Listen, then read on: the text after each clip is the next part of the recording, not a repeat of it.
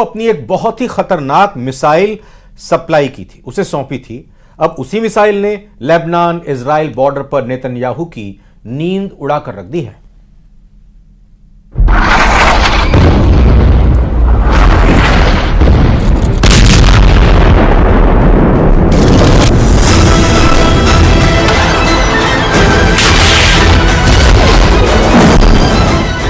Israel Lebanon border पर दागी गई एंटी टैंक मिसाइल। पहला फायर, टारगेट खत्म। दूसरा फायर, टारगेट खत्म।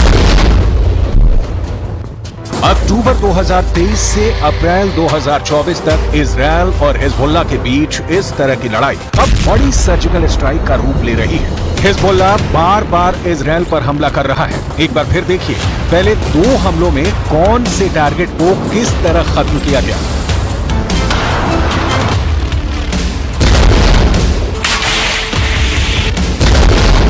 लेकिन उससे पहले देखिए अटैक हुआ किस मिसाइल से।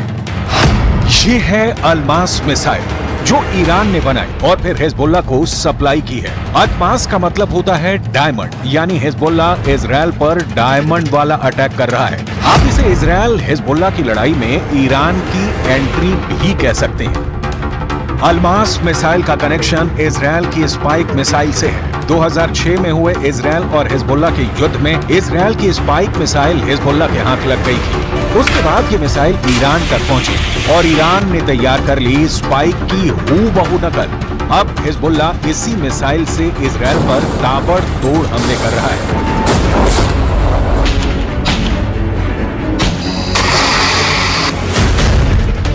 अलमास के हमलों के बाद इजराइल में इसे हिजबुल्लाह का डायमंड युद्ध कहा जा रहा है। इसी अलमास मिसाइल से हिजबुल्लाह ने पहले माउंट मेरोन पर हमला किया।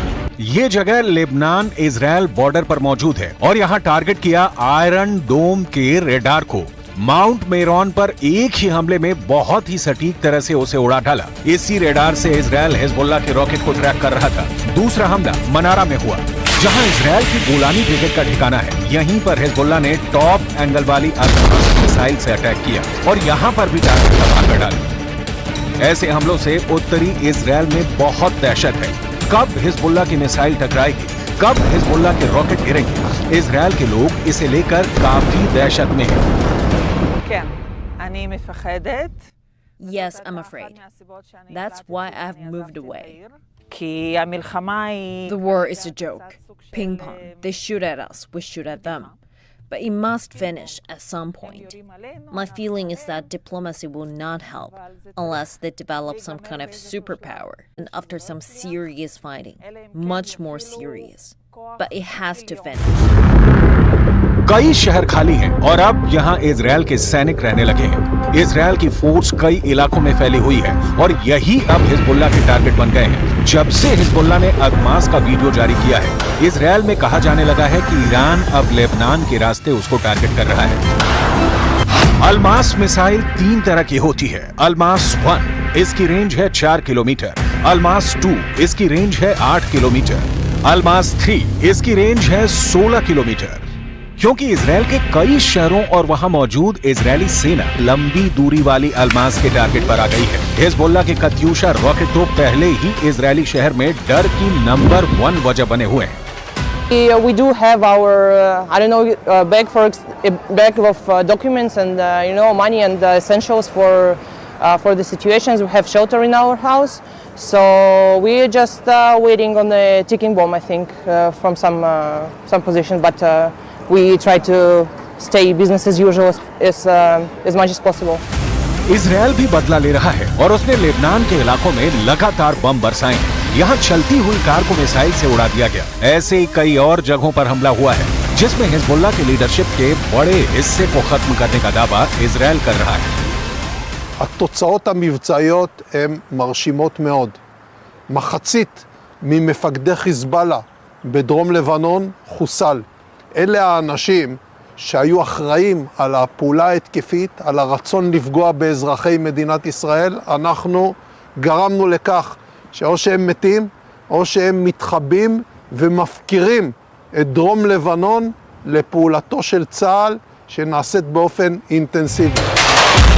2006 में हिजबुल्लाह और इजराइल के बीच 34 दिन तक युद्ध चला था। तब इजराइल के 121 सैनिकों को मिलाकर 160 लोग मारे गए थे, जबकि हिजबुल्लाह के 250 लड़ाके समेत लेबनान के 1200 लोगों की मौत हुई थी। हम अपनी वीडियो लाइब्रेरी से 17 वर्ष पहले लड़े गए इस युद्ध की तस्वीरें निकाल कर लाए हैं, ताकि इस बात का अंदाजा लगाया जा सके कि इजराइल फिर से लेबनान का वही हाल कर सकता है जो वो इस बार गाजा में कर रहा है। इस वक्त इजराइल लेबनान बॉर्डर के करीब कई इलाके खाली हो चुके हैं। लेबनान में बॉर्डर के आसपास 60 किलोमीटर के दायरे में 30,000 की आबादी अपना घर छोड़कर जा चुकी है, लेकिन दहशत इजराइल में भी है। हाइफा जैसे शहर में भी डर पसरा हुआ है।